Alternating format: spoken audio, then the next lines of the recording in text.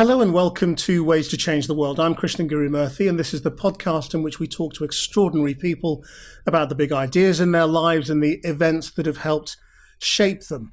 We are still in the strange world of coronavirus recordings from home or wherever I am. I happen to be in the United States at the moment doing some election coverage, and so we're speaking over the internet to our guests in their homes and offices.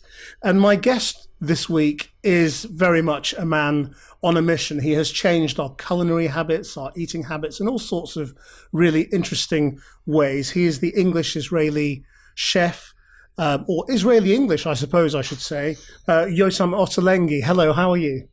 Hey, good. How are you, Krishnan? I'm very well, thanks. Look, I mean, you seem to be very much always to have been a man on a mission to make us think about food differently. Is that the way you've seen it? I definitely haven't started my career having a mission. I think it feels more of a mission now, but right at the start, when I became more visible, it was really just about spreading the word out of Middle Eastern food, which is a very broad definition, but certain ingredients that I love, and vegetables. And I feel that it was never a mission. It was just about letting people see how good these things can be. And I think one of the things that's really I found striking when I came to live in London in the late 1990s, so more than 20 years ago, and it did strike me how little there is how little love there was for vegetables, and I think this has really kind of changed quite fundamentally over the years. But it was very striking that there was a kind of a sense that this is a necessary evil. We'll have a plate of delicious things and we'll have some veggies on the side. But it wasn't a mission. It was more about like there's an opportunity here, because people haven't seen how great these things can be. Then over time, I did realize that people perceive this as me, as someone whose kind of mission it is to get them hooked on those things, and then that became a kind of a mission. And now I do see myself a little bit as a missionary, but not with a capital M, but with a small m, as just someone who kind of spreads the word out about wonderful things to be had and experienced in the world of food. So it's sort of been self-fulfilling. I mean, in the 90s, I think London and probably Britain in general thought of itself as having brilliant food. And that this was the beginning of great restaurants and great food. I mean, did you think we were actually rather more limited than we thought? To be honest, I think there were really good restaurants, but I don't think this was reflected in people's homes and in their home cooking. And I guess, and this is also these things are all gross generalization. Obviously, there's all sorts of people living in the UK, and some are cooking amazing food and some don't care, and others care a lot but can't. I mean, there's all sorts of reasons why people eat what they eat. But I think this renaissance in restaurants, there were a lot of Conran restaurants in London that were doing incredible French and Italian cooking, and there was a sense that things are happening in London. But I don't think this was really reflected in what people were aspiring to cook at home, or at least certain people were cooking at home, and that came later when people went out or traveled more and tasted food and wanted to cook better at home. And I guess this is where I come into the picture, is where people with my cookbooks, because although I started my first takeaway deli, I say mine, but actually we're a partnership. There's quite a few of us. It's just that I'm the only one with the name on the door.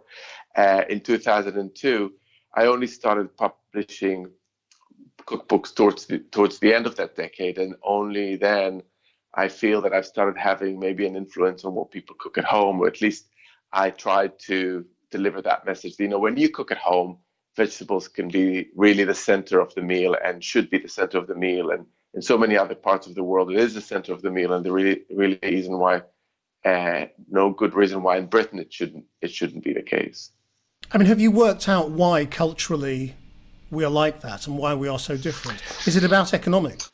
I think there's a bunch of things. There's climate, there's economics, there's priorities. Some cultures are just more uh, focused on food. And often I think about there's this kind of cultures that we know and recognize and appreciate in Japan, in Italy, in North Africa that have spent, millennia, I guess, or at least many, many years perfecting their culinary cultures, and others, like I feel like British cultures, prefer to put the emphasis on other aspects of being, trade or whatever it is that made this country what it is now.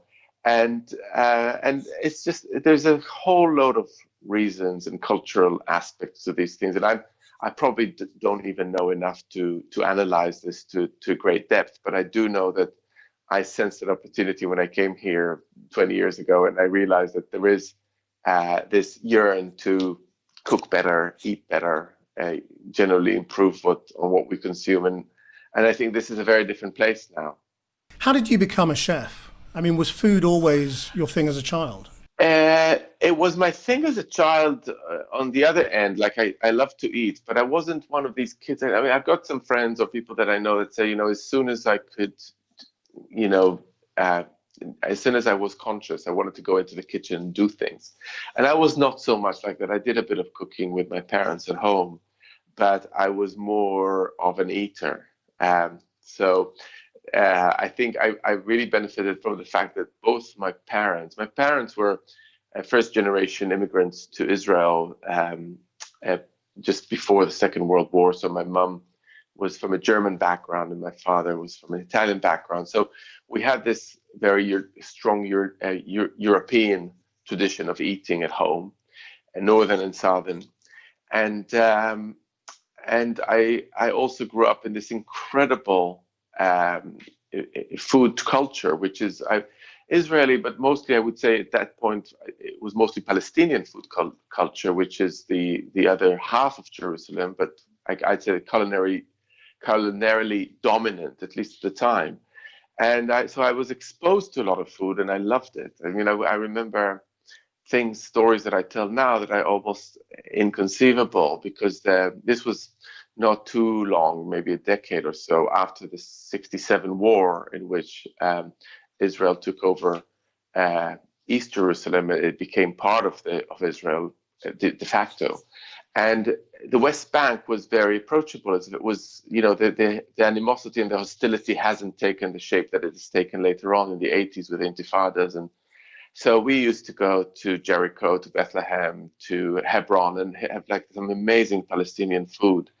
And I remember even one of my earliest memories was my dad and my younger brother and I would get on our bikes and ride all the way downhill from Jerusalem to Jericho and have this incredible food, very seductive oranges or of a particular kind in Jericho.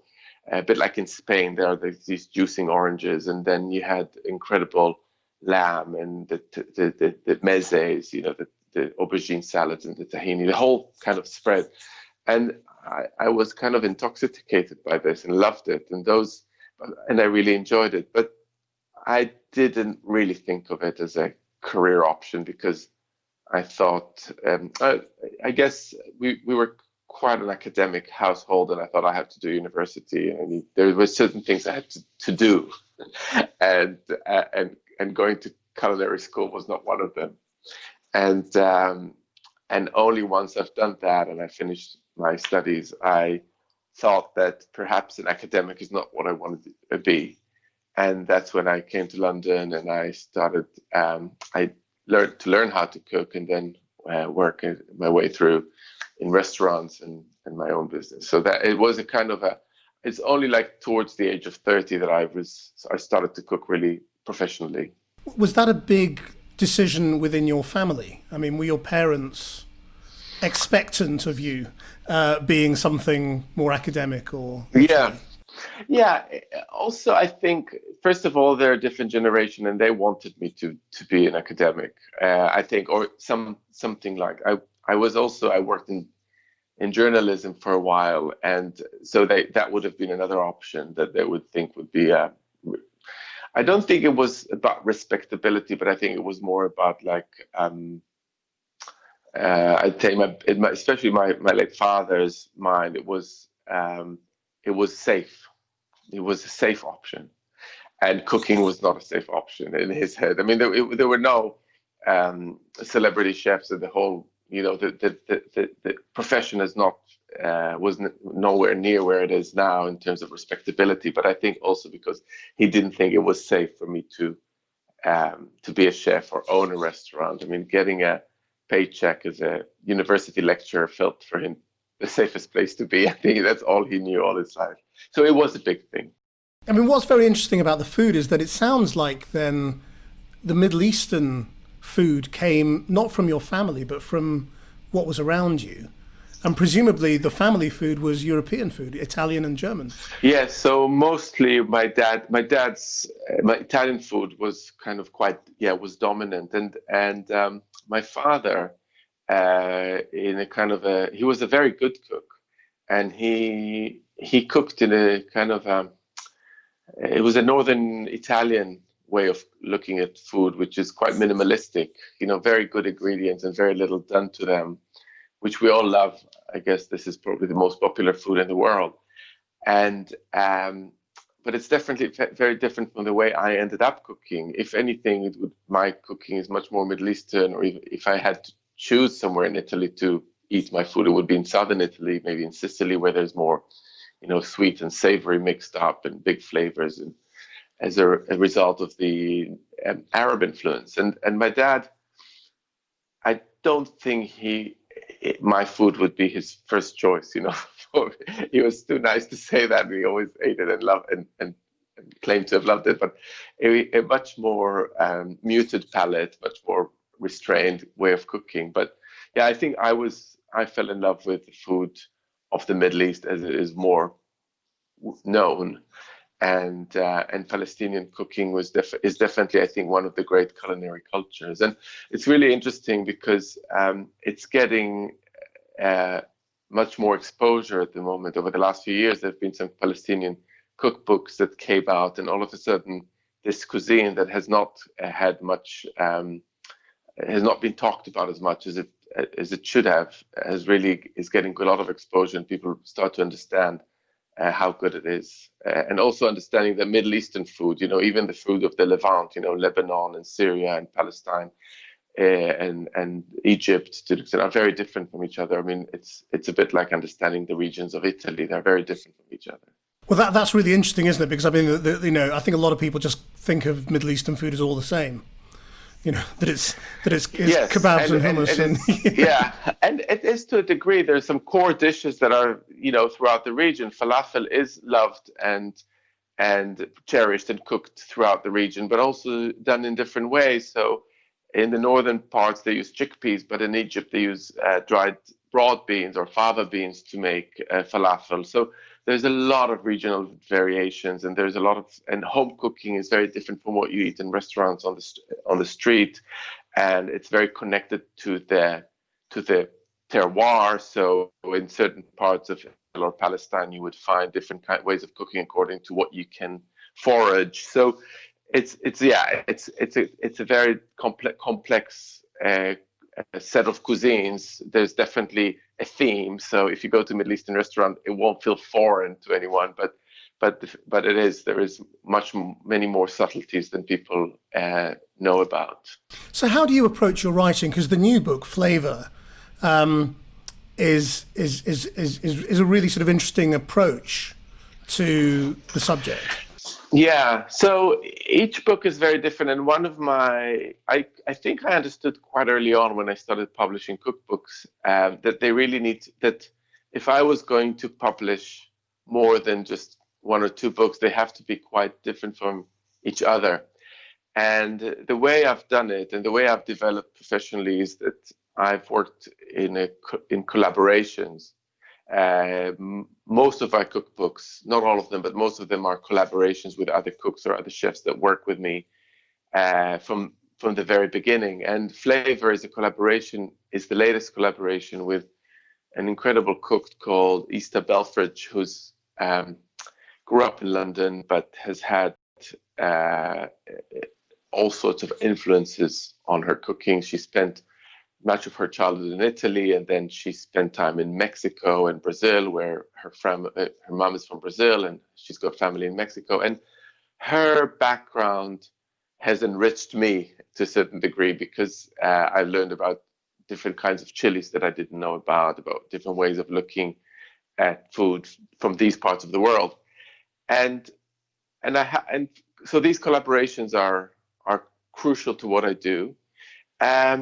Other things have to do with the fact that I do want to evolve from one book to the next, also on a personal level. So I tried in this particular book. It's Flavour is a vegetable focused cookbook. It's not a vegetarian cookbook, because it uses ingredients that vegetarians or vegans wouldn't use, like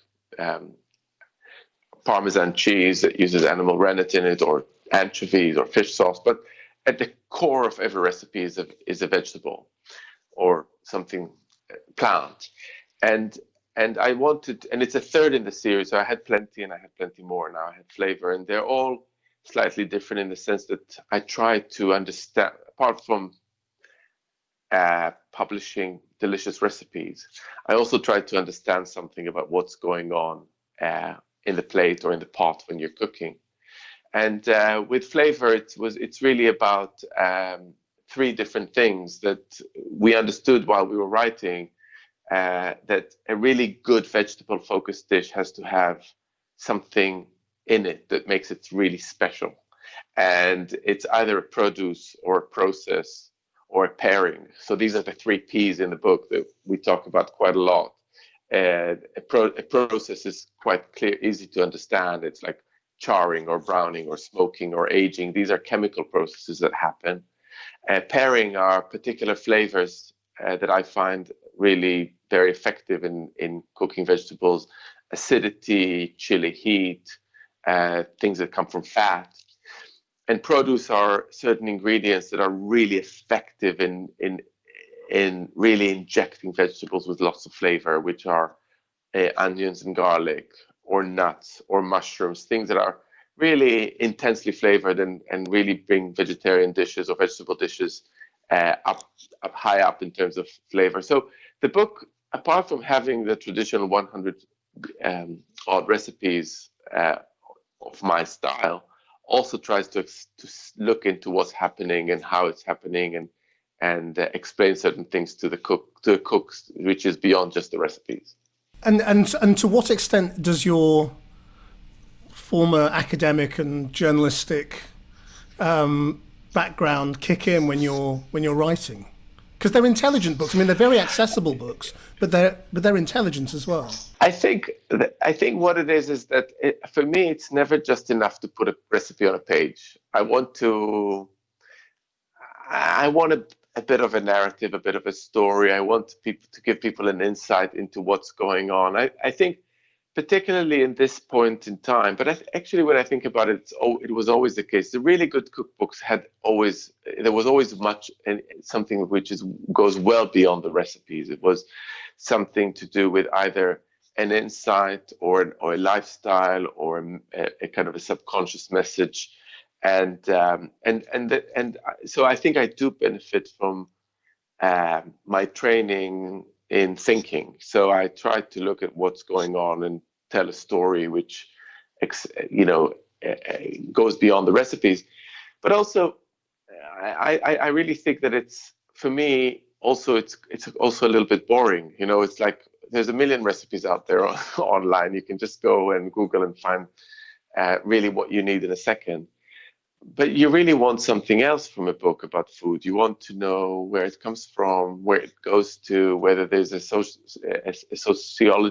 sociological context or psychological context. And whenever I listen to podcasts or read books about food, I'm very interested in the context of where it was created. I've always had that fascination. The history of food, I think, is a fascinating story. I try to. My collaborations, I try to make them often, or projects, I try to make them often about the politics of food or the cultural history of food. And I find that is really eye-opening. I mean, when you talk about the politics of food, I mean, food can be very, very directly involved in politics and revolution. I mean, when you think about Israel now, I mean, what's your, is there politics of food in Israel and Palestine now, do you think? So this is a complicated question. Well, the whole thing is very complicated. I think,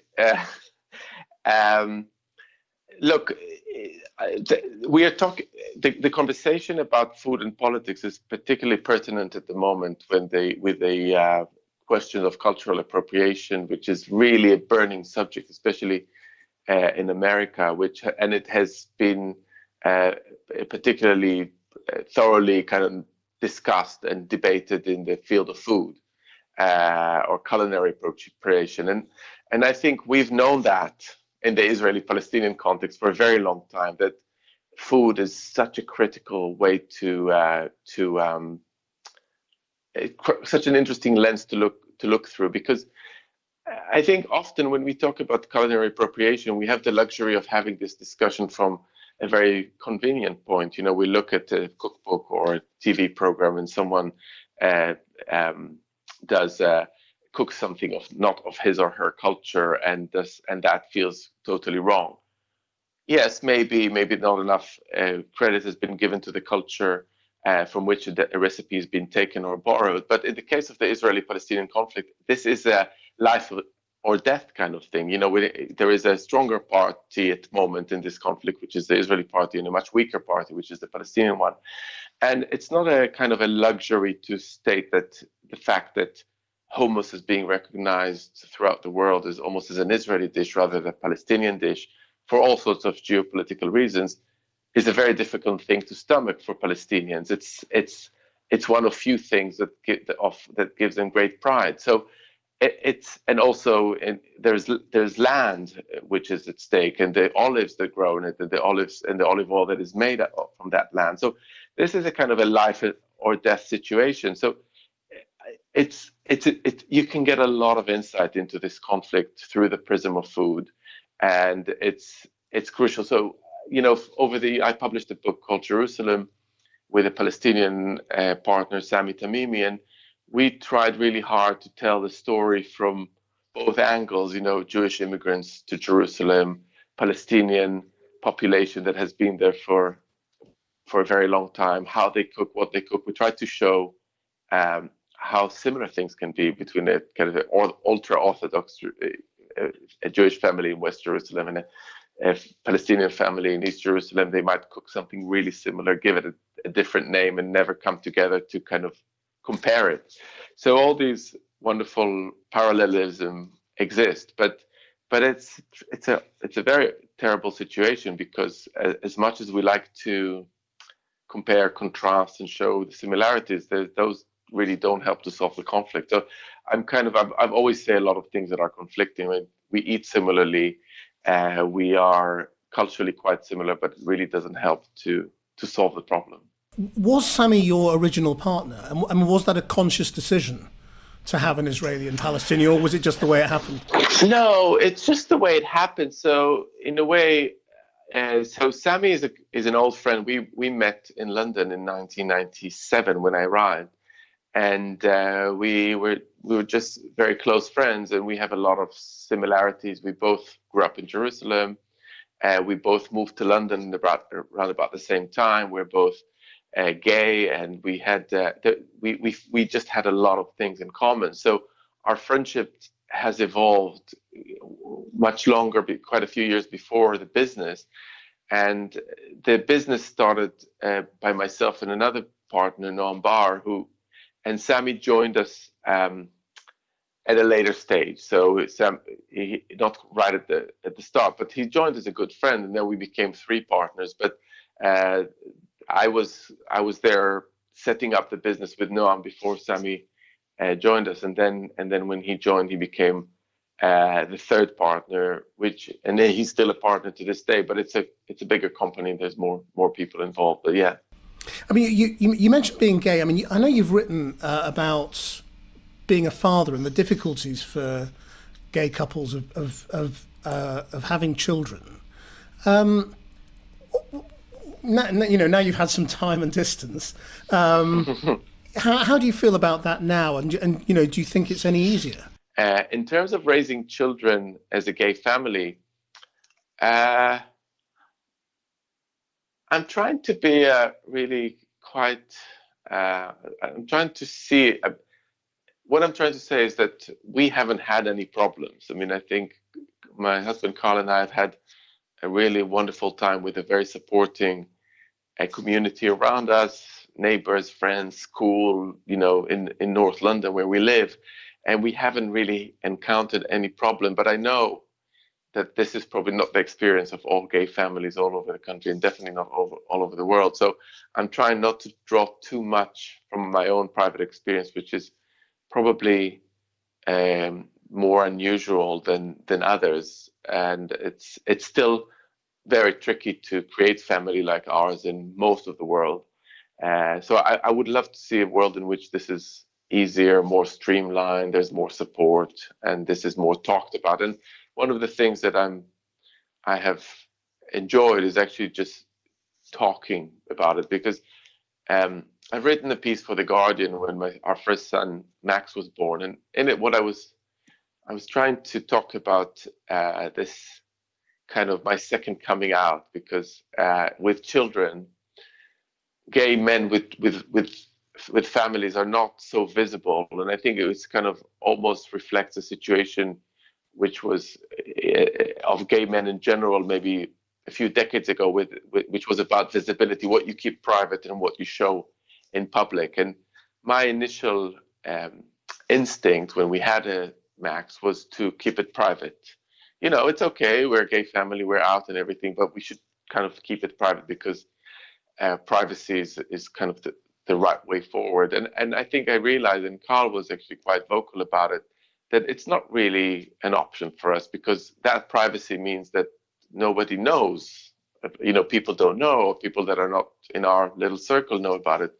And that's why I called it my second coming out, because it was quite important to me that people know that I'm a gay man with children, and that's an option that's open to gay men in some shape or form.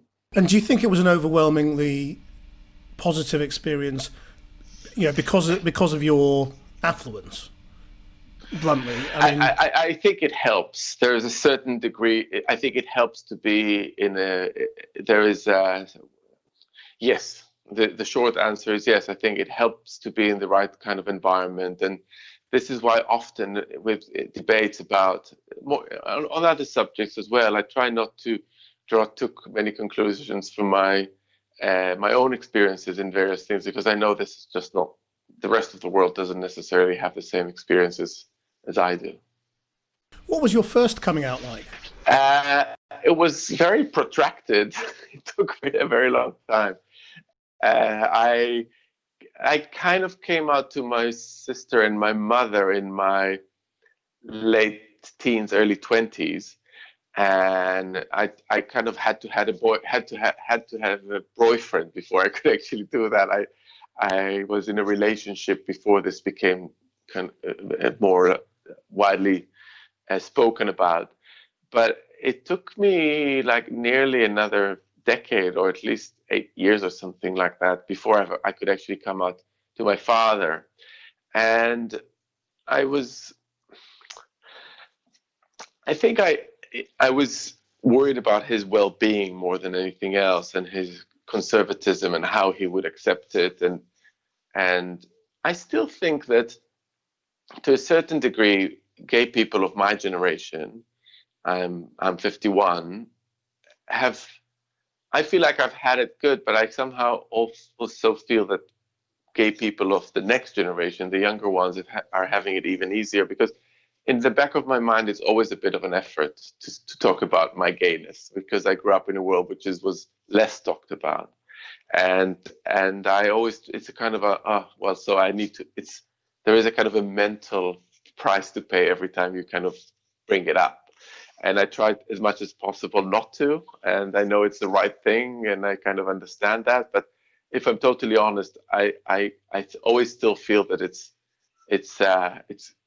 complicated. It's kind of it's never as simple as it really should be. And I assume that it is a bit more simple for people who grew up in this country, at least now. So you went through your national service in Israel, I mean, basically sort of in secret. Well, at that point, I wasn't so clear about my sexuality as well. So I was dating a girl that I really loved, and I was in a heterosexual relationship, and so I don't know if I was closeted. I said it's complicated, right? But yeah, when I did national service, I was not out and proud. I was kind of going through all sorts of things that I had to go through myself. Yeah. And do you think it's any easier now in Israel for this generation? I mean, when you say this generation have it easier, do you mean that in Israel as well? I think in Israel, like in other countries, including the UK, it's easier depending on where you are. So if you're in a conservative part of the country, if you're in a Orthodox community, or if you are in Muslim communities, more often than not, it's much more complicated. It's still very complicated. I don't think it's much easier than it used to be. On the other hand, in the secular mainstream or part of it, then it probably is a bit easier. I didn't really have it that hard, I have to say, 30 years ago. It was more like self-imposed, complex, but I think it is probably a little bit easier there. And this is kind of true about so many other places in the world about coming out. You'd have these bubbles, these areas, these metropolitan places where it really isn't an issue, and then you'd go somewhere more provincial or different, or with different sense of identity or religious sensibilities, and then it's a completely different story. Did you get a chance to talk to your brother about it? My brother died very young when he was in his army service, and yes, I did get to talk to him about it, and he also managed to meet my first partner, and yeah, he didn't find it so easy to deal with it, but he was also very young, so he was he was like 19 years old. And he didn't reject me in any way, but I could tell that it was not so easy for him to deal with as a thing. And then he didn't get a chance to evolve as a more mature human being because his life was cut short, and I don't think he would have had any problems with it, but he died young. Well, what do you think of national service then? I mean, given your family's experience of it. Well, I think the political situation in Israel is a complicated one, and it's definitely justified. National service in Israel justified by certain parameters. I mean, Israel was as a Jewish nation. It was at an existential risk right at the outset and throughout, and I guess to a certain degree still now. So you would want it to defend itself, but there's a lot of things that are really hard to defend in the way that it's been conducting itself over the last decades. And so when you join the Israeli army, you kind of sign up to many things. One of them is the way what this army does. On the other hand, if this is there is a risk that the army will only reflect one bit of the nation, which is quite right wing and belligerent, and you do want their army to reflect the whole of the nation. So I think I do see the sense of it, and the sense of people still doing national service, and I wouldn't want that there not to be national service in the sense that it is a unifying force, but it's the stuff that's done in the name of the Israeli government by the armies, for me, often quite hard to stomach. Let's come back to food. I mean, are you still learning, or is it now about passing on? Yes, I am still learning. Definitely, I learn all the time, and if it was just about passing on, I probably wouldn't have carried on doing it, because that's I don't find that so exciting, to teach people how to cook. I mean, I love to put it out there and for people to cook. So writing a recipe or coming up with a recipe or framing a recipe in a chapter or in a book and telling a story, I think is a wonderful thing. And the one thing that I find really, really gratifying is when people come up to me and say, that dish that we cooked from this book had stayed with us. We cook it all the time. We cook it every month. And that's where I get this incredible joy, because I think that makes a huge difference. Like that is something that will stay in this person's, because my memories are all about food, really. Like when I look back at my childhood, I kind of remember it through dishes. And to think that I would have that impact on people, that someone that would cook something that will be the memory that will stay with them, or that had their parents cook my food for them, is a really immensely gratifying experience. And I kind of I almost become quite teary when I think about it, that's the case for some people. And luckily my books are popular and they sell well, so I do get that very often when people say, that's a regular thing, and it's hugely satisfying. So how do you learn? I mean, is it through experimentation, or are you learning from other people? So I learn through other people and through experimentation. I think now I've kind of assembled this group of people around me that are, it's not so many. Normally there's 2 or 3 working. And I've got a test kitchen in Camden in North London, and it's, I call it a test kitchen. It's not very glamorous. Sounds very grand, yes. No, it's very, it's been designed to look like someone's shabby home kitchen, just because I don't want it to be different from anyone else's kitchen in a way that would create recipes that they cannot recreate. So it's a simple kitchen, but it houses people from various backgrounds, a bit like myself, that bring in their ideas. And so the creation of recipe has become the job of few rather than 1 or 2 people. We often have conversations that lead to a recipe, and I really love that. And also there are the restaurants, so chefs come from the restaurants and maybe try their own dishes there. So it's become this really beautiful creative hub that for me is almost as symbolizes London and all the different people that live in it and create in it, and I love what's happening there. And this is where I learn the most. That's my source of inspiration. It's not one cook or one book, it's that collective creative process. And do you cook for your family? Yeah, I cook less than my husband does. He's the cook in our family. I often come back from a day in the test kitchen. I can't look at food anymore. But on the weekend, I cook. And also now we've been in lockdown for quite a while, as everybody else has. And I cooked more than I normally do. And I've reconnected with cooking for the family, and I really enjoyed it. And I still enjoy cooking for the family. And I love the feedback from children. It's just so direct, and there's no mucking about. They just tell you as it is. Yeah, I love it. I hate it. It's not good. They have a rating system. Even at the age of 5, they can give you a number. It's quite. I guess you find it easier to get your children to eat vegetables than most people. Maybe just slightly easier, but they are as picky as any other child.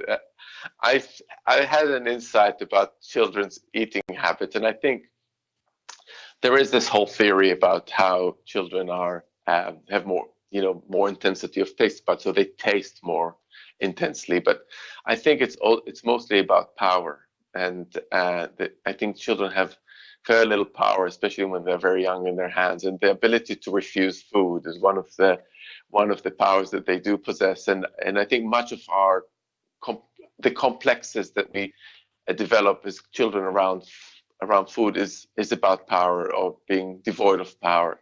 So I try not to get into these power struggles with them as much as I can. I find myself, like everyone else, begging them to eat, but I always find that I lose these battles, and I realize that actually it's better to put it there and let them do it in their own pace, and also so they don't really get that anxiety that feeding children often comes with. And what do you think of the whole debate around the national food strategy in Britain, and the attempts to improve our levels of eating? I think it's very important to have these conversations because, I don't like to pontificate, and from my perspective, it's always been about showing rather than telling. So, put something delicious out there, and the rest will follow.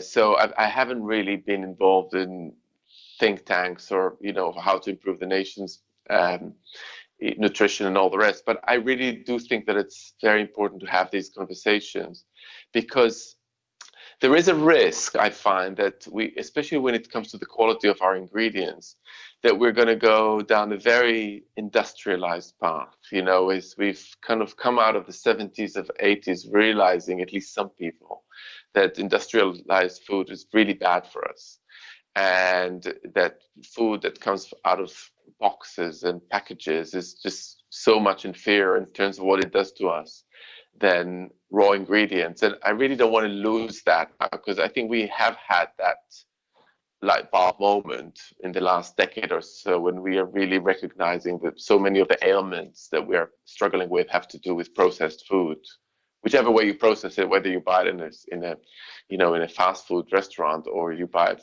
in the supermarket. And real ingredients are really important. So I think that's very important conversations to be had. But the way to approach young people, or people in general, to eat good food, for me, it's always through the tummy, the eyes, the smells, rather than this is good for you, it's not good for you, all that just doesn't work. Well, I mean, it's been fascinating talking to you about it's been a very wide-ranging conversation, but we have to come to our end question, and it doesn't have to be about food, but if you could change the world in any way, how would you do it? One of the things that I realized with this book, Flavour, and that's just one example from my field, is that so many more people eat more vegetables just due to the fact that you don't need to identify yourself as much as you did in the past as a vegetarian or a vegan. There's more options out there to identify, and you don't even need to say who you are or what you are in order to eat more veggies. And I think this is kind of true about so many other walks of life. And we were talking about the Israeli-Palestinian conflict, and I think so much of that conflict is down to the tribes that you think you identify as belonging to secular Jew, Orthodox Jew, Muslim of that nature or this nature, and it's just been so devastating, so devastating. And I see it wherever I go. I mean, I always see it through the prism of food, because that's my prism, but it's so clearly manifested in what people eat and how they talk about their food. If it was only possible to have that kind of sense, that because we all have similar tastes. When you eat something delicious and it hits the spot, 99% of the people would agree that that's just a great dish. I mean, it's nothing cultural. It's nothing about your upbringing. It's just really good food. And I think that's innate. And I would love that kind of lesson could be learned and lived in other walks of life. I mean, do you think this is something we have to go through? Because obviously, I mean, I think a lot of it has sprung up because of the addressing of historical grievances, hasn't it? Identity politics is partly a result of discrimination, racism, yes, homophobia, sexism, and all of these things that need to be addressed. Totally, and I'm I've always raised the flag of these causes, and I really think it's extremely important to address all the injustices, talk about them, fix them, find the right solutions. But I think the goals, we should always keep in mind that the goal needs to be to try to see the commonality, because otherwise as a race, I just find it so depressing to think that we will carry on fighting in such a way. If we don't look at the commonality, if that is not the end game of this, then what is it? So I 100% want to address all these things. And, and again, going back to the Israeli-Palestinian conflict, which I know so well, It's so important to address all the injustices that Palestinians and Jews have experienced, and we've all had our share of injustices only in the 20th century, not to mention earlier than that. Before we can fix it, I'm the last denier of injustices. I think it's really important to put it out there and talk about it, but it's also so important to show the commonality too, and that's the whole. That's the project, is to show the commonality. I mean, the ability to sit down and have hummus, which is really like, it could be crap and it could be really good, and we all know what's a good hummus. It's such an amazing device that we could all kind of use in order to facilitate the dialogue. I just think it's so important not to lose the ability to at least aim for that, because that's just really essential for well-being in human existence. Never mind proximity talks, we need hummus talks. We really do.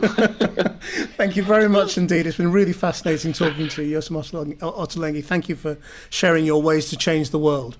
I hope you enjoyed listening. Thank you, Krishnan. It was a pleasure. I hope you enjoyed listening or watching that. Our producer is Rachel Evans, and you can watch all of these interviews on the Channel 4 News YouTube channel. Until next time, bye-bye.